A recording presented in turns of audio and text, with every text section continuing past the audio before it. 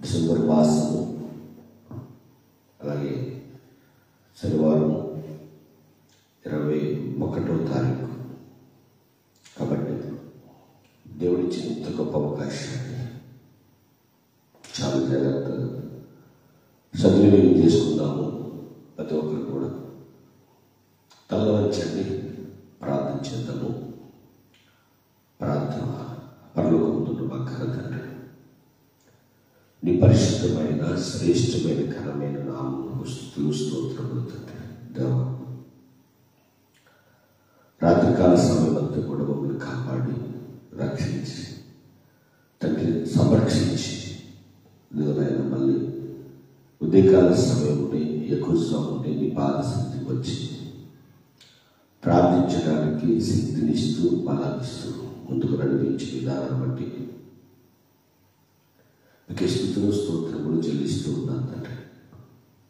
యోగ్యత లేని మమ్మల్ని ఎందుకో పనికిరానంటే మమ్మల్ని తండ్రి బాగు చేసి తండ్రి నీ పనిలో మమ్మల్ని వాడుకుంటున్న విధానం బట్టి మీకు స్తుతులు స్తోత్రములు చెల్లిస్తూ ఉన్నాను తండ్రి. అలాగే మరి ముఖ్యంగా విదేశాల్లో ఉన్న బిడ్డలు తండ్రి, స్వదేశంలో ఉన్న బిడ్డలు, క్రీస్తు స్వరం ప్రార్థన గ్రూపులో ఉన్నవారు,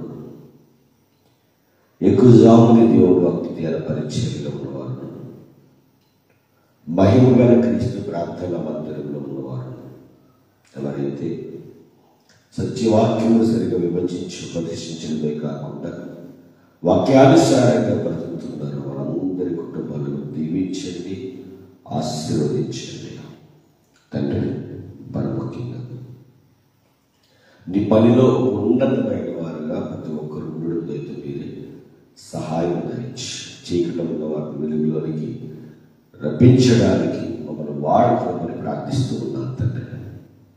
అలాగే నాయన, ఆకలితో ఉన్న వారికి ఆహారమును, వస్త్రహీనత ఉన్న వారికి వస్త్రములను, బలహీనులకు బలమును, అధైర్యుల వారికి ధైర్యమును, అనారోగ్యం ఉన్న వారికి ఆరోగ్యము సమస్తము కూడా మీరు దయచేయమని ప్రార్థిస్తూ ప్రార్థపడుతూ ఇప్పుడు వాక్యాన్ని ధ్యానిస్తూ ఉండగా మీరే మాతో మాట్లాడి మమ్మల్ని బలపరిచి స్థిరపరచు. అలాగే నేను పరీక్షలు రాస్తున్నా బిడ్డలందరినీ కూడా జ్ఞాపకం చేసుకుని తండ్రి నాయన వారి యొక్క పరీక్ష రాసేటప్పుడు మీ జ్ఞానం ఇచ్చి వారి ముందుకు నడిపించి వారి రాకపోకల్లో తోడుగా ఉండటం తండ్రి. ఎవరి కాలంలో ఉన్నారు తండ్రి, ఎవరి కాలంలో నీ కాళ్ళు పెట్టినందుకు మీరు ఉన్నావు. అలాగే ఎవరి కాలంలో చెడియాత్రము వాళ్ళ మీద పడకుండా ఈ కాపుదల వారిని దయచేయమని ప్రార్థిస్తూ ప్రార్థపడుతూ అలాగే నాయన లైన్ చేస్తున్న వారు ఉన్నారు తండ్రి, పనులు చేసుకుంటున్న వారు ఉన్నారు తండ్రి, చేతి పనులు చేసుకుంటున్న వారు ఉన్నారు తండ్రి, కాంట్రాక్ట్ చేసేవారు ఉన్నారు తండ్రి. నాయన ఎవరు ఏ పనులు చేస్తూ బట్టలు చేసేవారు ఉన్నారు తండ్రి. నాయన ఎవరు ఏ పనులు చేస్తున్నారు, విదేశాల్లో వర్క్ చేసుకోవడానికి ఉన్నారు తండ్రి. నాయన నాయన ఎవరైతే నాయన ప్రార్థన సహాయం కోరి ఉన్నారు వారందరి కొరకు ప్రార్థిస్తున్నారు తండ్రి. మీరు వారు దీవించండి, ఆశీర్వదించండి. ఈ యొక్క పనిలో ఉన్నతమైన సాధనాలుగా ప్రతి ఒక్కరి కూడా వాడుకోమని ప్రార్థిస్తూ ప్రార్థపడుతూ మా ప్రభుత్వంలో రానియడం యేసు క్రీస్తు వారి నామమున ఈ ప్రార్థన మనవులు అడిగి వేడుకొచ్చున్నాము తండ్రి. ఆమేన్, ఆమేన్. అందరికీ ప్రభు పేరట నరుడి కొరకు వందనములండి. దేవాది దేవుడు మహాకృపను బట్టి ఈరోజు ఆయన పాద సన్నిధిలో ఎట్టి రీతిగా ప్రార్థన చేయడానికి దేవుడు నాకు ఇచ్చిన గొప్ప అవకాశాన్ని బట్టి నేను ఆయనకి ఏమి ఇచ్చిన రుణము తీర్చలేనండి.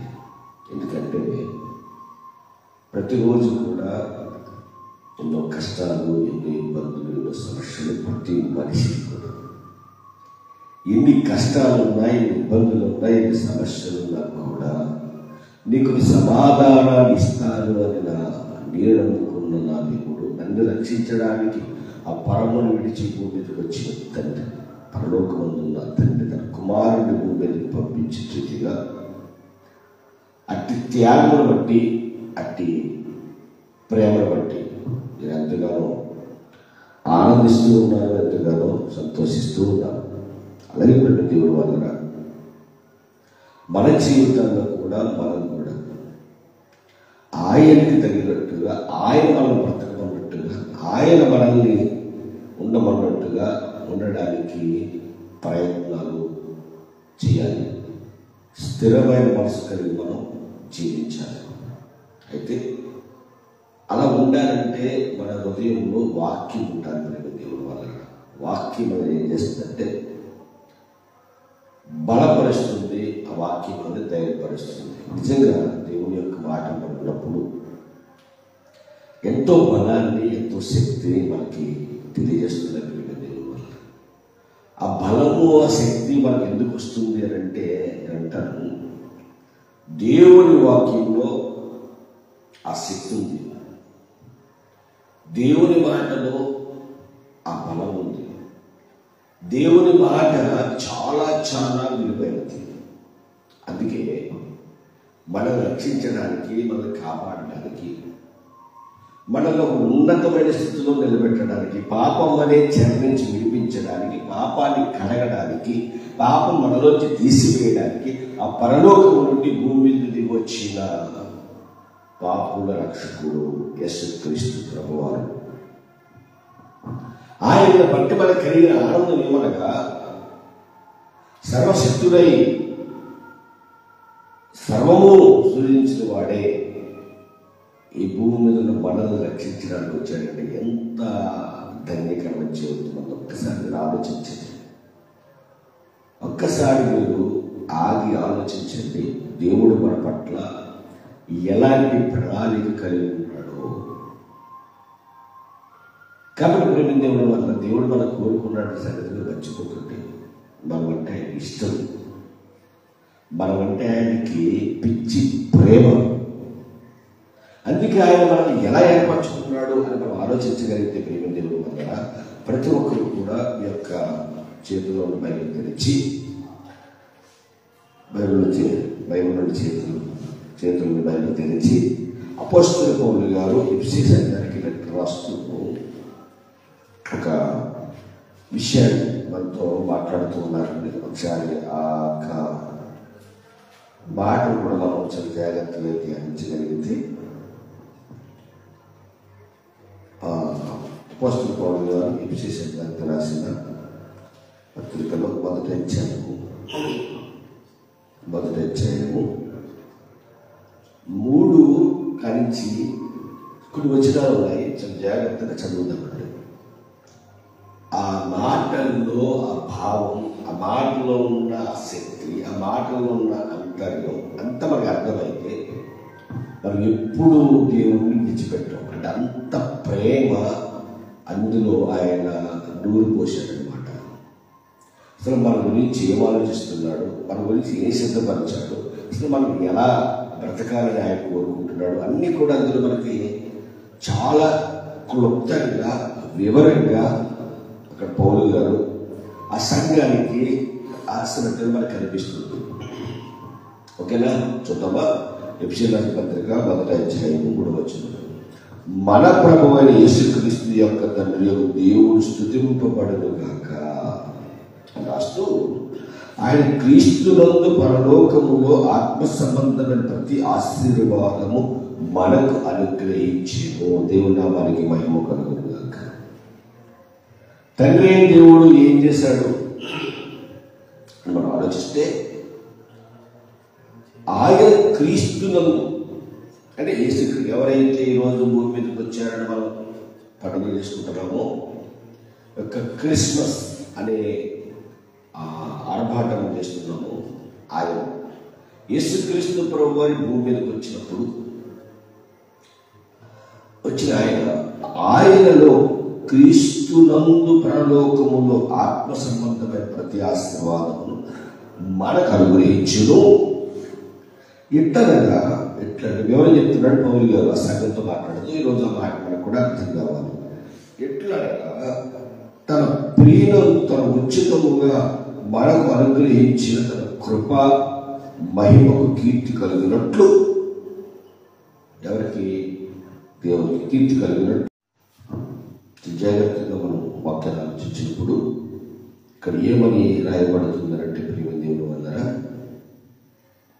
ఎఫెసీయులకు రాసిన పత్రిక 1వ అధ్యాయము 4వ వచనంలో ఎట్లనగా తన ప్రియయందు తన ఉచితముగా మనకు అనుగ్రహించిన తన కృపా మహిమకు కీర్తి కలిగినట్లు తన చిత్త ప్రకారమైన దయా సంకల్పము చొప్పున యేసుక్రీస్తు ద్వారా తనకు కుమారులుగా స్వీకరించుటకే మనం ముందుగా తన కోసం నిర్ణయించుకుని మనం తన ఎదుట పరిశుద్ధులమును నిర్దోషులై ఉండవల్లని జగత్ పునాది వేయబడక మునిపే ప్రేమ చేత ఆయన క్రీస్తులో మనలను ఏర్పరచుకునేను.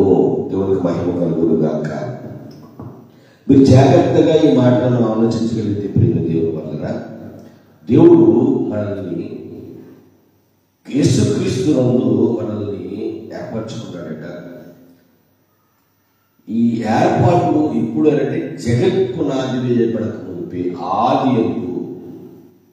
ఈ మాట చాలా జాగ్రత్తగా మనం అనుకుంటాము, మనం ఎందుకు పనికిరాని వారము, మనం ఎందుకు పనికిరాని జీవితాన్ని జీవిస్తాం, అసలు బ్రతుకు ఎందుకంటే బ్రతుకు చాలా చీపుగా తీసేసాం చాలా మంది ఉంటుంది. నేను అంటాను ఈ బ్రతుకు చాలా విలువైనది. నా ప్రియ సహోదరి సహోదరులారా, ఏ ఒక్కరు కూడా నేను ఈ జీవితం పోరాటం ఓడిపోయాను అని భయపడవలసిన పని లేదు. ఎందుకంటే నిన్ను దేవుడు ఇష్టపడే భూమి మీద నిలబెట్టాడు, నిన్ను ఆయన బ్రతికించాడు. తల్లి గర్భంలో పిండముగా రాలిపోక మునిపే, నేను పిండముగా ఏర్పాటు చేసి కణాలు రాలిపోక మునిపే నిన్ను పిండముగా ఏర్పాటు చేసి 9 నెలలు తల్లి గర్భంలో జాగ్రత్తగా నిన్ను సంస్కరించి అంటే కాపాడి 9 నెలల తర్వాత భూమి మీద రప్పించి ఇదిగో ఇప్పుడు 1 సంవత్సరం 5 సంవత్సరం 10 20 30 40 50 ఇంతవరకు కూడా కాపాడుకుంటూ వచ్చాడు. ఎందుకు చెప్పంటే ఆయన అంటే ఇష్టం. కాబట్టి నువ్వు ఎందుకు పనికిరాను వాడిని, ఎందుకు పనికిరాని దాన్ని అనడానికి వీల్లేదు. నీ పట్ల దేవునికి ఒక ప్రణాళిక ఉంది. ఇది ఎప్పుడు గుర్తుపెట్టుకోండి. నీ పట్ల దేవుడు ఒక ప్రణాళిక కలిగి ఉన్నాడు. పెద్ద దేవుడు వల్ల ఇక్కడ అందరి మాట అర్థం చేసుకుంటే 6వ వచనం నుంచి ఏమన్నాడంటే ప్రియయందు తనకు ఉచితంగా మనకు అనుగ్రహించిన తన కృప మహిమను కీర్తి కలిగినట్లు తన చిత్తానుసారమైన దయా సంకల్పం చొప్పున యేసుక్రీస్తు ద్వారా తనకు కుమారుగా స్వీకరించుటకై మనలను ముందుగా తన కోసం నిర్ణయించుకున్నాడు. అంటే నీ పట్ల దేవునికి ఒక ప్రణాళిక ఉంది. నువ్వంటే దేవునికి ఇష్టం, నీ భార్యకి ఇష్టం లేకపోయినా, భర్తకి ఇష్టం లేకపోయినా, నీ అన్నకి ఇష్టం లేకపోయినా, తమ్ముడికి ఇష్టం లేకపోయినా, చెల్లికి ఇష్టం లేకపోయినా, అక్కకి ఇష్టం లేకపోతే, తండ్రికి ఇష్టం లేకపోతే, తల్లికి ఇష్టం లేకపోయినా నువ్వు భయపడకు. నువ్వు ఈ సర్వమును సృష్టించిన, నీ తల్లిని సృష్టించిన, నీ తండ్రిని సృష్టించిన, నీ బంధువులు, నీ స్నేహితులు, ఎవరైతే కాదనుకుంటారో వాళ్ళందరినీ సృష్టించిన తండ్రి నీకు తోడుగా ఉన్నాడు. ఆయన నీకు తోడుగా ఉన్నాడు కాబట్టి నువ్వెందుకు భయపడాలి? నీ ఎందుకు పనికిరాని అని అంటున్నావు, నీ ఎందుకు పనికి మానలు అని అంటున్నావు. దేవుడు నీ పట్ల ఒక ప్రణాళిక కలిగి నువ్వు జీవిస్తావని కదా ఆయన కలిగించాడు. మరి నువ్వెందుకు అలసిపోతున్నావు, నువ్వెందుకు సూలిపోతున్నావు, నువ్వెందుకు స్కిరించిపోతున్నావు, నువ్వెందుకు పనికిరాని దానిగా ఆలోచిస్తున్నావు? నిన్నెవరు పట్టించుకోవట్లేదనా, నిన్నెవరు ప్రేమగా చూడట్లేదనా, నిన్నెవరు మంచిగా నీతో ఉండట్లేదనా? దేవుడు ఉన్నాడమ్మా. ఎందుకు నీకు దేవుడు కనుక తోడుగా ఉంటే, దేవుడు నడిపిస్తే ఈ రోజు నీ దగ్గర రానున్న వారే, నిన్ను చీరన్న వారే, నువ్వు ఎందుకు పనికిరాని దాని పనికిరాని వాడు అన్నవారే వాళ్ళని పరిగెత్తుమని నేర్పిస్తారు. యోగు గారి దగ్గరికి రాలేదా? యోగు గారి నుంచి పోలేదా? యోగు గారి దగ్గరికి మళ్ళీ రాలేదా? యోసేపు గుంటలు పడేలేదా? యోసేపు చెప్పాలనుకోలేదా? యోసేపు దగ్గరికి రాలేదా? యోసేపు తిండి పెడతానే కానీ మనకి గత లేదు కదా. అందుకే ఈరోజు నేను ఎవరు ఏమన్నా, ఎవరు ఎన్నన్నా నువ్వు పట్టించుకోకు. దేవుడు నీకు తోడుగా ఉన్నాడు. ఆయన తోడుగా ఉంటే అన్నీ మనకి ఆనందాలే, సంతోషాలే అంటే టైం పడుతుంది. ఎదురు చూడాలి, ఓర్పుగా ఉండాలి. అందుకే దావీదు అంటాడు, నేను చీకటి గల దొంగ ఊబిలో నుండి, నేను ఎన్నో కష్టాలు సమస్యలు ఉన్నప్పుడు నేను యెహోవాకు మొరపెట్టుకుని ఆయన నన్ను ఓర్పుతో ఉన్నప్పుడు నన్ను పైకి లేవనెత్తాడు. ప్రార్థన ఉన్నాడు. ఆ ప్రార్థన జవాబు కూడా దయచేస్తాడు. ఇది ఓర్పు. ఇలా ఉంటే దేవుడు మనల్ని విడిచిపెట్టిన ప్రేమే దేవుడు మాట. దేవుడు మనల్ని ఒంటరిగా వదిలేసేవాడైతే కాదు. అదే అంటున్నాడు ఇక్కడ. ఏమని?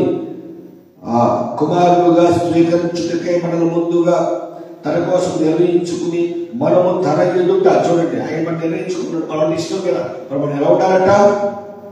తన ఎదుట పరిశుద్ధులమును నిర్దోషులమై ఉండవల్లని జగత్పురాలు వేయబడక ముందు ప్రేమ చేత ఆయన క్రీస్తులో మనల్ని ఏర్పరచుకున్న దేవుని కృప మహేశ్వరుని బట్టి ఆ ప్రియుని యందు ఆయన రక్తము వలన మనకు విమోచన, అనగా మన అపరాధముల క్షమాపణ మనకు కలిగినదని కాలము సంపూర్ణమైనప్పుడు జరగవలసిన ఏర్పాటును బట్టి ఆయన తన దయా సంకల్పించడంతో చప్పుడు తన చిత్తమును గురించిన మర్మమును మనకు తెలియజేసి మనకు సంపూర్ణమైన జ్ఞాన వివేచన కలుగుటకై ఆ కృపను మన ఎడల విస్తరింపచేసెను. దేవునామానికి మహిమ కలుగునుగాక.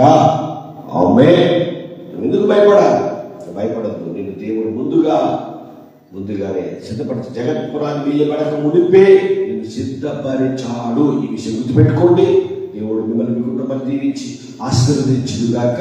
అలాగే ఈ రాత్రి గంట సమయంలో జరగబోయే ప్రార్థన నిమిత్తము అందరూ ప్రార్థన చేయండి. గొప్పగా ఘనముగా జరిగేలా అలా మీరు కూడా ప్రతిరోజు ప్రార్థన చేయండి. దేవుడు మిమ్మల్ని ఏర్పరచుకున్నాడు. మీరంటే దేవుడికి ఇష్టం కాబట్టి మీరు ఆయనకు తగినట్లుగా, ఆయన ఉండమన్నట్లుగా పరిశుద్ధులుగా ఉండాలంటే పరిశుద్ధత మీలో, మీ కుటుంబంలో, మీ జీవితాల్లో నిత్యమోదులుగాక.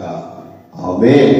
ప్రార్థన. పరలోకమందున్న మా కన్న తండ్రి, ఈ పరిశుద్ధమైన శ్రేష్టమైన ఘనమైన నామమునకు స్తుతులు స్తోత్రములు తండ్రి. దేవా, ఇదిగో నాయన నీ బిడలముగా తండ్రి ఇంతవరకు వాక్యం ధ్యానించి ఉన్నాం.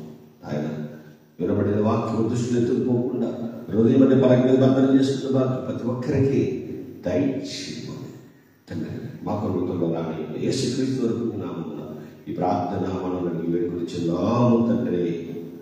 ఆమేన్. ఆమేన్. అందరికీ వందనాలు. రేపు ఉదయకాల సమయంలో మనం కలుసుకుందాం ఫేస్బుక్ లైవ్ ద్వారా. అలాగే ఈరోజు సాయంకాలం జరగబోయే ప్రార్థన విషయం కూడా ప్రార్థించండి. దేవుడు ఘనముగా, గంభీరముగా, దేవుడు భయభారతమై